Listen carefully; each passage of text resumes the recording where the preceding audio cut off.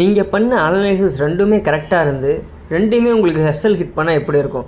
SL hit பண்ணிட்டு அவன் 1:30 அப்படிங்கிற ரிஸ்க் ரிவார்ட் ரேஷியோவில் மூவ் ஆனால் அந்த மார்க்கெட்டை பக்கம் உங்களுக்கு என்ன தோணும்? நான் வந்து வியாழக்கிழமை காலையில் எடுத்திருந்தேன். ஃபஸ்ட்டு ஒரு ட்ரேட் எடுத்திருந்தேன், அதுக்கப்புறம் இன்னொரு ட்ரேட் எடுத்திருந்தேன். ஸோ இப்போ ரெண்டுத்துக்குமே நான் யூஸ் பண்ணது சேம் கான்செப்ட் தான், ஓகேங்களா? ஸோ இதில் லிக்விடிட்டி ஸ்வீப் யூஸ் பண்ணியிருந்தேன். So liquid sweep plus MSS CISD கொடுத்தனே ஃபஸ்ட் என்ட்ரி போட்டிருந்தேன். அது வந்து எஸ்எல் ஹிட் பண்ணியிருந்தது. அதாவது நீங்கள் நேற்று வீடியோவில் பார்த்துருப்பீங்க, லைவ் மார்க்கெட்லேயே எனக்கு எஸ்எல் ஹிட் பண்ணிட்டான், ஓகேங்களா? ஆஃப்டர் தட் நான் வந்து ஒரு எம்எஸ்எஸ் மார்க் பண்ணி விட்டு இதுக்கு மேலே போனோன்னா நான் வந்து பை பண்ணுவேன் அப்படின்னு சொல்லியிருந்தேன், ஓகேங்களா?